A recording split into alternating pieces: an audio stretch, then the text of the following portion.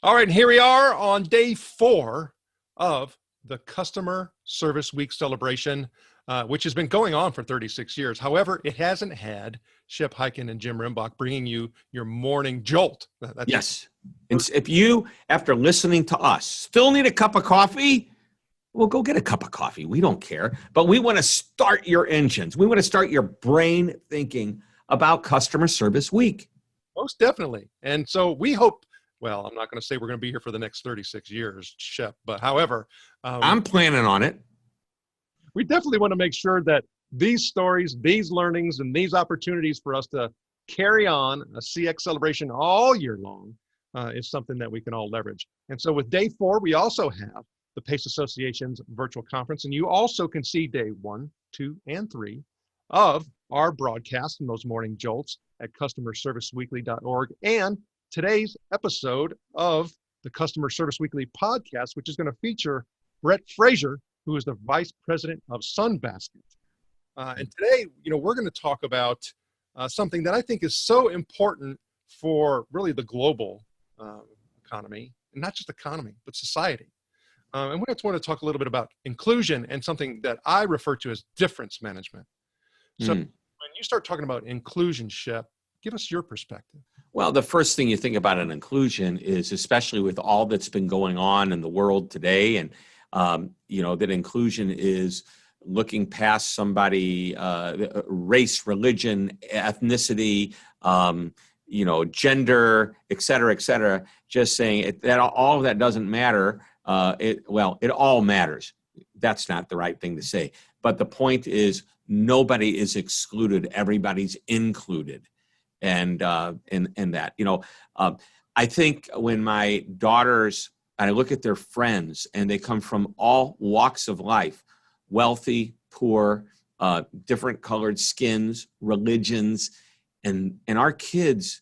And I like to think that I'm in a generation, and you are today, that we see less of that, and our kids see even less of that, if not any of it at all, or they don't see it. I'm saying, I think to me, that's the first thing that comes to my mind. However, I know that's not what we're going to focus on today, although that's a pretty darn important topic regardless. Well, it is. And I think it's interesting that you even talk about kids, because, for me, I've got a 17-year-old daughter, 15-year-old son, and a 12-year-old son, and they will talk about inclusion, and they will talk about, not having those things prevent them from, interacting, engaging with people. But then they'll say things that I think we just automatically do because we are all built with certain bias. Anytime somebody looks different than us, we automatically, because of just the way that we are born as creatures, have a little bit of defense. Is this person going to harm me, or is this person going to help me? And I had the opportunity to talk about a lot of these types of bias which affect our inclusion with Gleb Skapersky, who is the author. Never go with your gut. Yes. Good. It's, I got to tell you though, I'm not pushing back, but maybe if I can just give you a perspective. I believe that it's not so much that it's the color of somebody's skin that makes somebody look different. I believe it's a bigger picture than that. It's how they act. I had a wonderful opportunity. And by the way, I live in St. Louis, Missouri, and I'm not so sure there's a more racially tensioned city in the country with all that's been going on. We had the Michael Brown incident in Ferguson, which is a suburb of St. Louis, just a few years back. And of course, you had the murder up in Minnesota. Some terrible things have happened, but I digress on this. I was in Nigeria, and the gentleman that I was with had actually gone to college, probably, I'm going to say maybe 25, 30 years ago of all places. And by the way, he's truly African. I guess he's African-American now that he lives in Africa. But Nigerian, very handsome man, black, as dark black skin as you can. And he goes to Oklahoma for college, where he's the only black guy in most of his classes. And he asked me, after spending about a week in Nigeria, and I would be in these rooms, and he said, how did you feel being the only white guy in a room of 400, 500 black people? And I thought, until this moment, I never thought about it. And I'm going to tell you why I didn't think about it.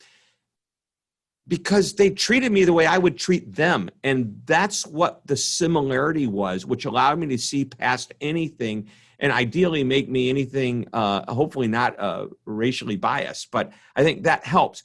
If I walked into a bar in the north side of St. Louis, where I'm probably not really supposed to be there, and I'm going to get the stares of people, I'm going to feel this racial tension. It's going to be thick, and I can feel it, and I'm going to be very uncomfortable.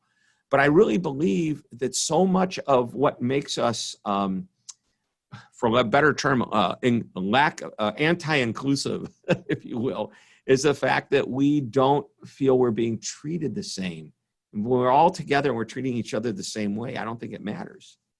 Yeah, and there's many different factors within that, and part of it is the culture of your organization. Mm-hmm. Part of it is your background that you're bringing into it. There's so many different factors. And I've heard everything from Morgan Freeman himself saying we need to stop talking about this, right? I mean, yeah, the people who are saying we need to be open and talk about it. So you get all of these different perspectives on how to get to the point to where we are more aware of the things that are going on in our subconscious mind and bringing them forth so that we can really go do what we're talking about. Have a celebration of service, celebrate and appreciate the people at the front line that are serving our customers and really allowing and enabling our organization to be the most successful that it could be. Yep. And inclusiveness, and without, forget about racial bias, any kind of bias. If I'm talking to somebody with a squeaky voice versus if I'm on the phone versus somebody that has the deep, very sophisticated sounding voice, man or woman, okay, I'm going to make assumptions about that person based on how I hear them. Wrong. You can't hold that book up again. You shouldn't judge. What does it say? What's the title of this book? Never Go With Your Gut, which basically says you can't judge the book by its cover, okay? You can't judge the person by the way they sound, by the way they look. If Warren Buffett walked into your store driving if you are a fancy automobile dealership and Warren Buffett, one of the richest men in the world, or even Bill Gates, he walks around, his hair is all disheveled and he wears sweaters that, look old. If you didn't know it was them, and they drove in their everyday, so normal cars into a fancy car dealership, how many salespeople would jump up and run over and want to take care of those people, right? So I guess we're getting off the topic of but so let's spend a minute on what you really wanted to talk about.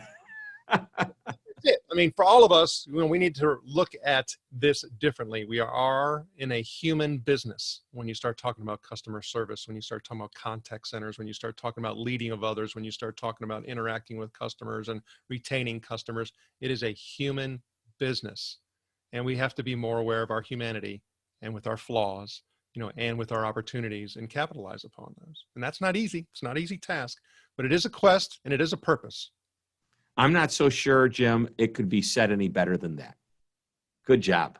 Thank you. We'll see you tomorrow. Day 5. That's Can't right. wait.